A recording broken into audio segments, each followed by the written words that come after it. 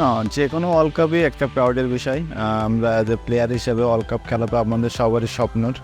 তো যেভাবে প্রথম ওয়ার্ল্ড কাপ খেলেছিলাম 2015 সালে, সেম এক্সাইটমেন্ট কাজ করবে এবার।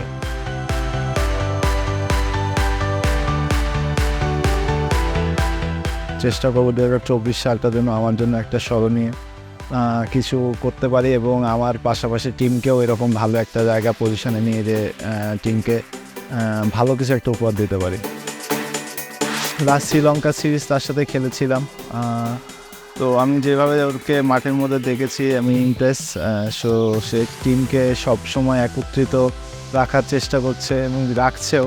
তো আমি আশা করব যে সব কিছু একত্রিত করে একটা ওয়ার্ল্ড কাপে ভালো টিম হিসাবে সে সবার সামনে নিয়ে আসতে পারবে সে, এবং আমার পক্ষ থেকে গুড লাক আশা করব সে একটা ক্যাপ্টেন্সির মধ্য দিয়ে একটা নতুন কিছু বাংলাদেশকে উপহার দেবে।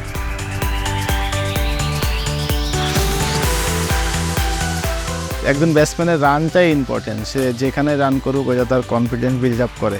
রান না করলে কখনোই একটা ব্যাটসম্যানের কনফিডেন্স বিল্ড আপ হয় না। সো রানটা অবশ্যই এটা মেন্টালি সাপোর্ট করবে এবং ব্যাকআপ মাইন্ডে থাকবে।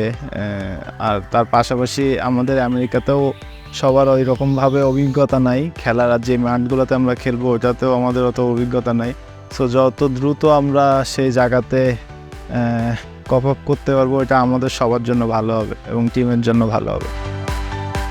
শান্ত নিউ ক্যাপ্টেন এবং আমাদের সাথে অভিজ্ঞ সব সাকিব ভাই, রিয়াদ ভাইরা আছেন, বা আমরাও যারা অনেকদিন ধরে খেলছি তারাও আছি। তো সব কিছু মিলে যদি সবার এক্সপিরিয়েন্সটা এক জায়গা করতে পারি এবং তাদের কাছ থেকে নিয়ে যদি সবাই একত্রিত হয়ে মিলিতভাবে খেলতে পারি, একটা ভালো টুর্নামেন্ট আমরা উপহার দিতে পারবো। আমি তো সবসময় হাই দেখি, স্বপ্ন বড় দেখি, চ্যাম্পিয়ন হওয়ার স্বপ্ন দেখি। সো এটা আমার পার্সোনাল থিঙ্কিং। আমি সবসময় ড্রিম বড় দেখতে পছন্দ করি। তো আমার টার্গেট, কেউ যদি বলে সেমিফাইনাল, আমি বলবো না, ফাইনাল খেলতে যাব। তারপরে রেজাল্টের কথা তো পরে আসবে। আমরা যখন মাঠে ভালো খেলবো বা খারাপ খেলবো তার উপরে ডিপেন্ড করবে, কিন্তু স্বপ্ন বড় দেখাটা সবথেকে বড় ইম্পর্টেন্ট বিষয়। খেলার তো আপস অ্যান্ড ডাউন থাকে এবং ভালো খারাপ থাকে, হার জিত থাকে। তো সব কিছু মিলিতভাবে যেন একটা তারা তাদের দিক থেকে উৎসব হিসেবে নেয় এবং আমরা তো আমাদের বেস্টটা দিব। আমরা যে প্লেয়ার, আমরা চেষ্টা করবো আমাদের বেস্টটা দেওয়ার এবং ওর ভিতর থেকেই তারা যেন হ্যাপিনেসটা খুঁজে নিতে পারে। আগের দুটো ওয়ার্ল্ড কাপে ওরকম ভালো কিছু করি নাই, তো 2024টা স্মরণীয় করে রাখতে চাই।